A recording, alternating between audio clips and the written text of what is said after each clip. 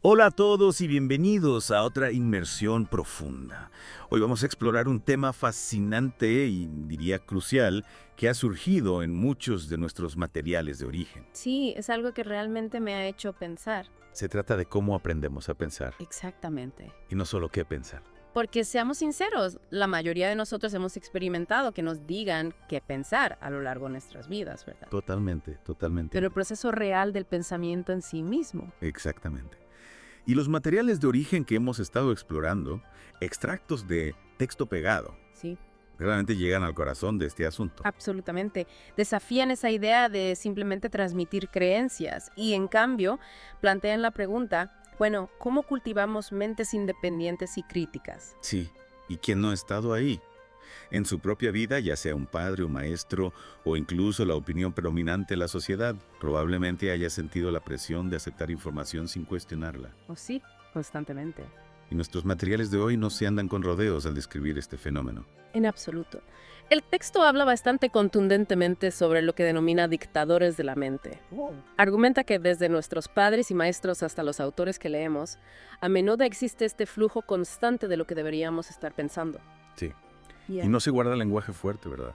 Utiliza palabras como dictador, esclavo, incluso el término embotellarla, para realmente describir la forma en que nuestras mentes pueden ser, o al menos se intenta que sean, controladas. Sí. Y subraya esta afirmación de que si no te ajustas a estos pensamientos dictados, a menudo se te etiqueta negativamente. Perverso, renegado, ignorante, según el texto. Oh, sí, esas etiquetas están por todas partes. Sugiere una verdadera intolerancia hacia los puntos de vista disidentes. Lo cual, pensándolo bien, resuena, no. Esa idea de que todos, a su manera, tienen este deseo de que otros vean el mundo como ellos lo ven. Claro. Casi una tendencia humana universal. Sí. Ese deseo de alineación intelectual. De acuerdo. El texto luego proporciona algunos ejemplos concretos de cómo este pensamiento impuesto se manifiesta en diversos aspectos de la vida. Sí, la sección sobre propaganda comercial realmente me llamó la atención. Hablaba de publicidad agresiva. Citaba ejemplos como, compre usted jabón tal, compre usted zapatos, ¿cuáles? Ahora mismo, inmediatamente. Casi se siente como si el texto estuviera imitando ese tono directo y contundente. Lo está. Y la comparación con casi amenazas si no obedeces, aunque sea una hipérbole, realmente subraya la sensación de coerción que puede estar presente en la publicidad y otras formas de persuasión. Sí, y luego por supuesto está la dinámica padre-hijo, Ajá. que la fuente ve como otra área donde las ideas a menudo se imponen a los individuos. Sugiere que los padres, con frecuencia, imponen sus propias creencias y valores sin necesariamente enseñar a sus hijos cómo evaluar esas creencias. Sí. Y el aula tampoco se salva. El texto describe cómo los maestros pueden reprender, castigar y poner malas notas a los estudiantes que no aceptan simplemente las ideas del maestro. Sí. Esto realmente pone de relieve un sistema donde la conformidad puede priorizarse sobre el pensamiento independiente. Sí, creo que es un punto tan importante, porque ya sabes, cuando pensamos en cómo aprendemos a pensar, es casi como si estuviéramos condicionados desde una edad temprana para simplemente aceptar lo que se nos dice. Correcto. Y eso puede dificultar mucho el desarrollo de nuestras propias ideas y desafiar el statu quo. Totalmente. Ahora bien, la fuente incluso toca el contexto histórico, mencionando, ya sabes, sangrientas dictaduras donde los gobiernos van a extremos para controlar lo que la gente piensa, ¿verdad? Sí. Con graves consecuencias para los librepensadores.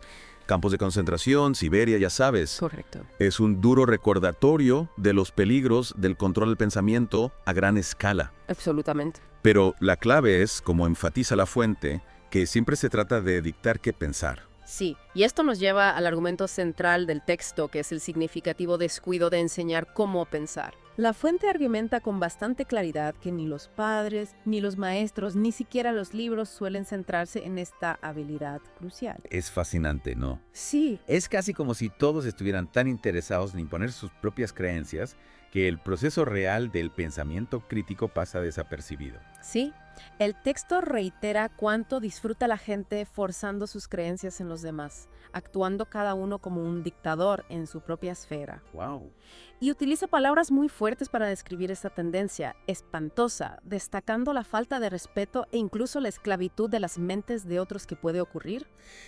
Es bastante preocupante cuando lo piensas así. Lo es. ¿No crees que a veces damos por sentado que los demás pensarán como nosotros de forma natural? Absolutamente. Ya, Y luego nos frustramos o incluso nos enfadamos cuando no lo hacen. exacto. El texto incluso trae ejemplos cotidianos, como el conflicto marital que surge de ideas diferentes. Sí, Y la falta de respeto por la libertad intelectual dentro de las relaciones. Te hace preguntarte cuántos desacuerdos realmente se reducen a este choque fundamental de querer que la otra persona piense como tú. sin duda. Y la fuente señala que incluso los niños con sus mentes en desarrollo a menudo se ven obligados a ciertas formas de pensar sin que se les enseñen las herramientas para gestionar sus propios procesos cognitivos. Es cierto, es cierto. Lo que nos lleva a un punto realmente interesante que plantea el texto sobre la naturaleza de las mentes en desarrollo en contraposición a las más establecidas. Sí, Contrasta las mentes tiernas, elásticas, dúctiles de los niños con las mentes duras, fijas de los individuos mayores. sí. Aquí es donde la fuente ofrece un atisbo de esperanza, sugiriendo que los niños y los jóvenes son mucho más receptivos a aprender cómo pensar. Sí. Sus mentes aún no se han solidificado en patrones rígidos. Es la idea de que, si bien los adultos pueden ser más difíciles de cambiar, la infancia es esta ventana realmente crucial para dar forma a esos procesos de pensamiento fundamentales. Exacto. ¿Casi impone una responsabilidad a educadores y padres? No. Absolutamente. Y el texto ciertamente critica a aquellos padres y maestros que prefieren simplemente moldear las mentes de los niños, lo que lleva a lo que llama mentes condicionadas, esclavas. Es una fuerte acusación de un enfoque que prioriza la conformidad sobre pensamiento independiente. Sí, y ya sabes, me pregunto si parte del problema es que a veces confundimos la educación con el adoctrinamiento. Oh, sí, definitivamente. ¿Sabes? En lugar de enseñar a los niños a pensar por sí mismos, simplemente les estamos llenando la cabeza de información y esperando que la repitan. Sí, sí. ¿No te parece paradójico que quienes más deberían fomentar la independencia mental a veces sean quienes más la sofocan? Totalmente. Y esto, naturalmente, conduce a la llamada de la fuente a un nuevo enfoque de la educación, Sí. que es bastante enfático. Dice a los maestros a romper las cadenas de la mente y guiar a los niños hacia una verdadera libertad intelectual. Realmente es una poderosa llamada a la acción. El texto subraya la absoluta necesidad de enseñar a los estudiantes cómo pensar, mencionando específicamente habilidades como el análisis, la meditación y la comprensión como componentes clave. Sí, y establece un principio bastante firme.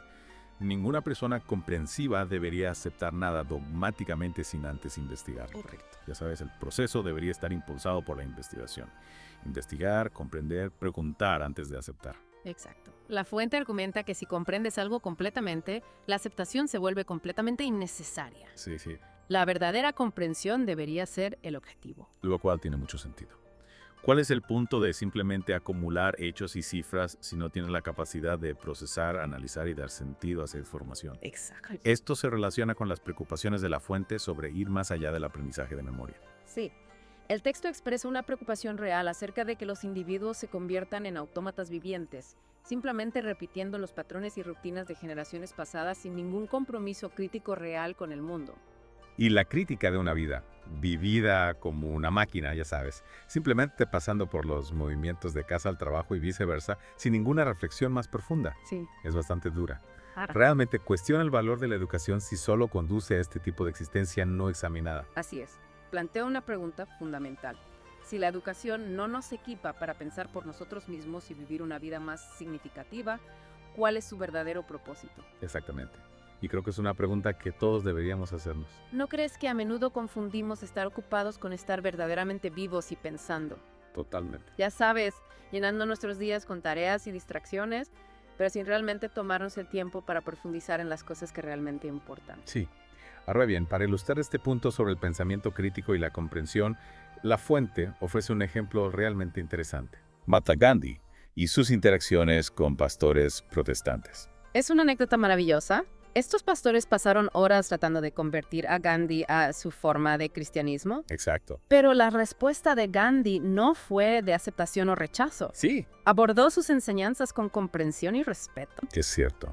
Y la fuente destaca la famosa declaración de Gandhi sobre ser parte de todas las religiones, Sí.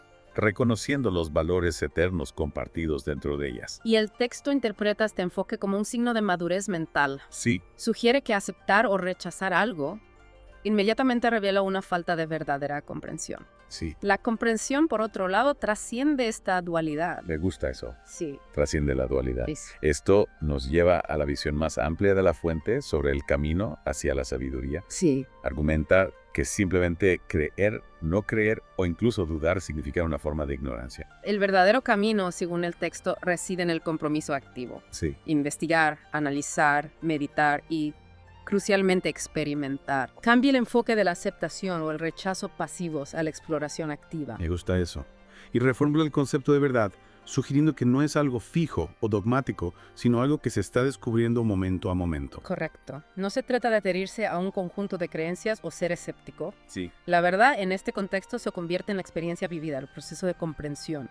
No es una entidad estática para ser aceptada o rechazada, sino un proceso dinámico de compromiso. Y esto nos lleva a la conclusión de la fuente sobre el objetivo final de la enseñanza, que es guiar a los estudiantes hacia la experiencia de lo que es real y verdadero, Correcto. en lugar de simplemente decirles qué es. Esto requiere un cambio fundamental en cómo abordamos la educación. Sí.